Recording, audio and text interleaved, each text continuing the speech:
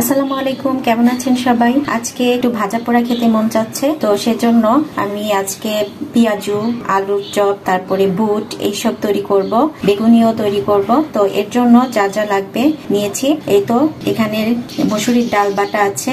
আলুর চপের জন্য এই আলুগুলো আমি সিদ্ধ করে নিয়েছি, আর আছে বেগুন, এগুলো দিয়ে আমি বেগুনি তৈরি করব।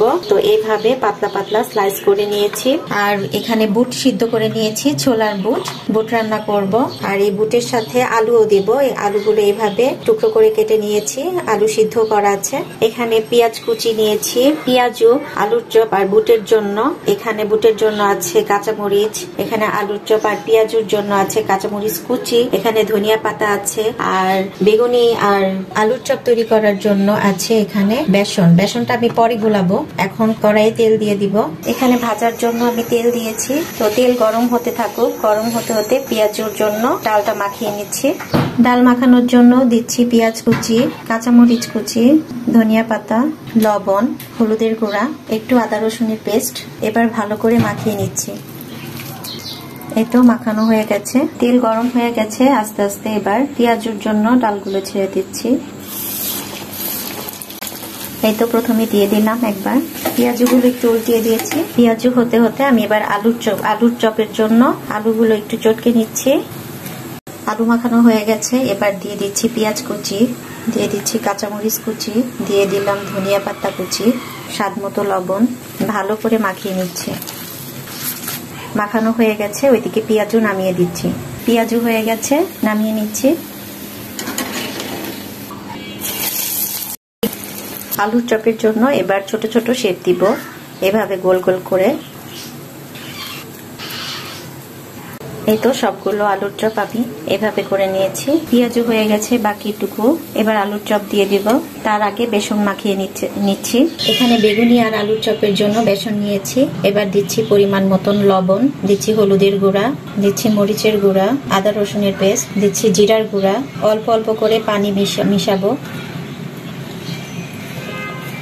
আর একটু লবণ লাগবে। তো এই তো বেসন মাখানো শেষ, এরকম একটা পাতলা ব্যাটার তৈরি করেছি। এবার এক এক করে আলুর চপগুলো ভেজে নিব। এবার বেগুনির জন্য যে বেগুন কাটা হয়েছে সেটার মধ্যে আমি একটু লবণ মাখিয়ে নিব। চপগুলো উল্টে পাল্টে দিচ্ছি। আলুর চপ হয়ে গেছে, নামিয়ে নিচ্ছি। বাকি আলুগুলো দিচ্ছি, সবগুলো উল্টে দিচ্ছি। এবার অন্য চুলায় বুট রান্নাটা বসাবো। এদিকে আলুর চপ হয়ে গেছে, নামিয়ে নিচ্ছি। এইবার এক এক করে বেগুনি দিয়ে দিব।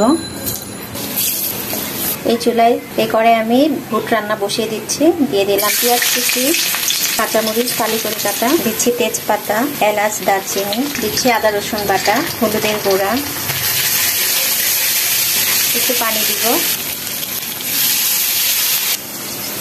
এদিকে বেগুনি হয়ে গেছে, নামিয়ে নিচ্ছি। দিচ্ছি অল্প পরিমাণে লবণ, কারণ বুটের মধ্যে আমি যখন সিদ্ধ করেছিলাম তখন বুটের মধ্যে লবণ দিয়েই সিদ্ধ করেছি। অল্প একটু মরিচের গুঁড়া দিচ্ছি।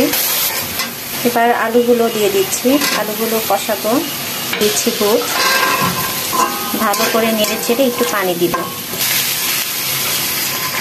তো এই চুলায় বুট হতে থাকুক, অন্য চুলায় বাকি বেগুনি টুকরো দিয়ে দিচ্ছি। ভেজে নিব বেগুনিগুলো। বেগুনিগুলো ভাজা হয়ে গেছে, তুলে নিচ্ছি। এদিকে আমি বুট নেড়ে দিচ্ছি। এভাবে আলুগুলো ভেঙে ভেঙে দিচ্ছি, একটু মাখা মাখা হলে ভালো লাগবে খেতে। বুট নামানোর আগে একটু ধনিয়া পাতা কুচি দিচ্ছি। রান্না হয়ে গেছে, নামিয়ে নিচ্ছি। বুট নামিয়ে নিয়েছি, উপর থেকে একটু শসা কুচি দিয়ে দিলাম।